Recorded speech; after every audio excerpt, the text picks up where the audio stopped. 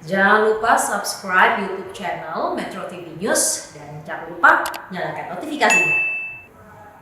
Pemerintah terus berusaha keras agar pandemi tidak menghentikan roda ekonomi.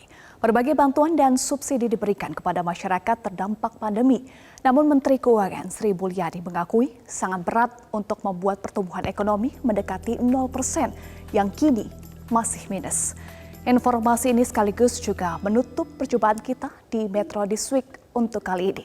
Atas nama rekan-rekan yang bertugas, saya Eva Wondo mengucapkan terima kasih atas perhatian Anda. Mencuci tangan, menjaga jarak, dan tentunya juga selalu menggunakan masker. Tetaplah bersama kami di Metro TV.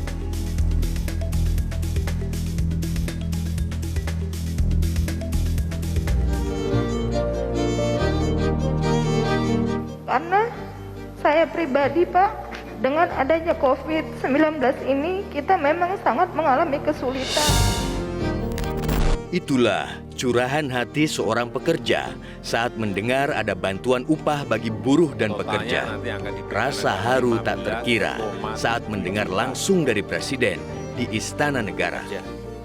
Pekan ini, Presiden Joko Widodo meresmikan peluncuran bantuan upah bagi buruh dan pekerja yang akan diberikan secara bertahap kepada pekerja dengan gaji di bawah 5 juta rupiah. Jumlah penerima bantuan gelombang pertama yaitu 2.500.000 orang. Bantuan ini melengkapi sejumlah bantuan yang telah disalurkan, yaitu bantuan langsung tunai atau BLT desa, subsidi listrik, sembako, serta kartu prakerja. Hari ini kita lengkapi lagi yang namanya tambahan subsidi gaji. Totalnya nanti yang akan diberikan adalah 15,7 juta pekerja. Diberikan 2,4 juta rupiah. Ini memang diberikan kepada para pekerja yang terdaftar di BPJS Ketenagakerjaan. Menaker Ida Fauzia menjelaskan, program subsidi bantuan ini semula akan disalurkan pada 25 Agustus. Dipastikan uang akan cair pada akhir Agustus. Bantuan akan ditransfer ke rekening bank penerima. Total bantuan yang diterima yaitu 2,4 juta rupiah yang disalurkan bertahap selama 4 bulan.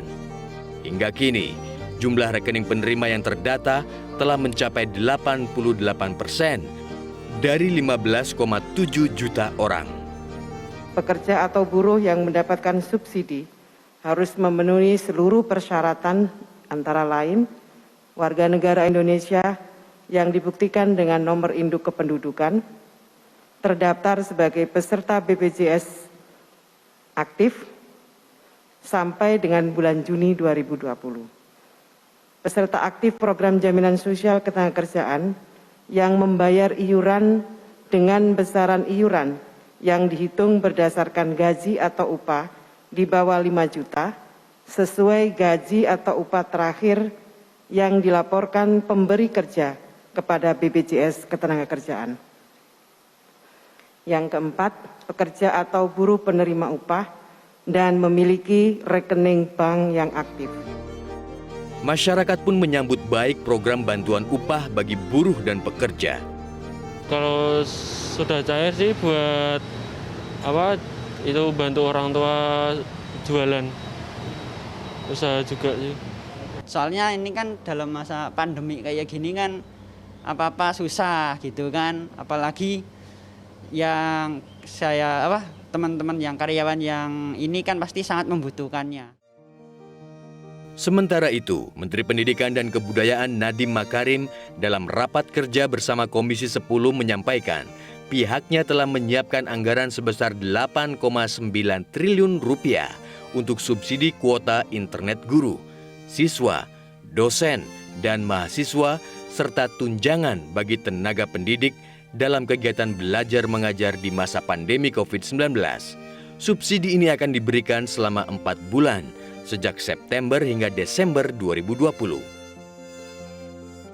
Selain buruh dan pekerja berpendapatan rendah, Pemerintah juga menaikkan bantuan uang pulsa bagi para ASN dari Rp150.000 menjadi Rp200.000 per bulan.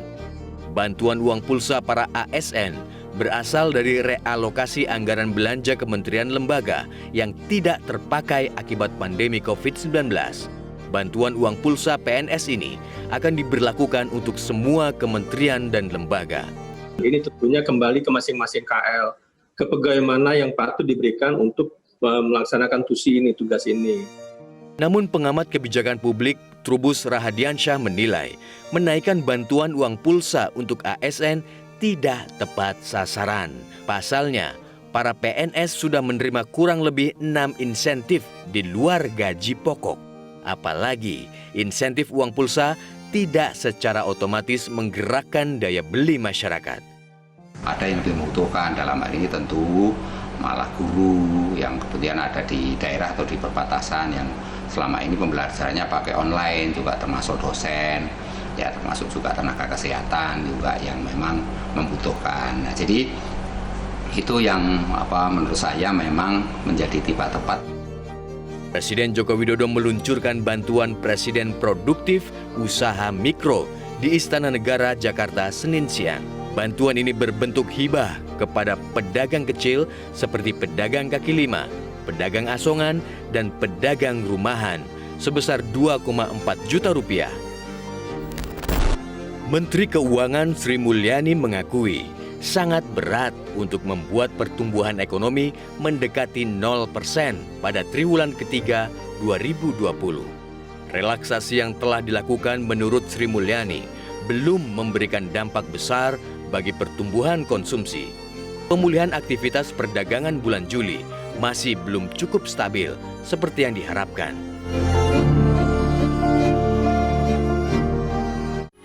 Metro TV, knowledge to elevate.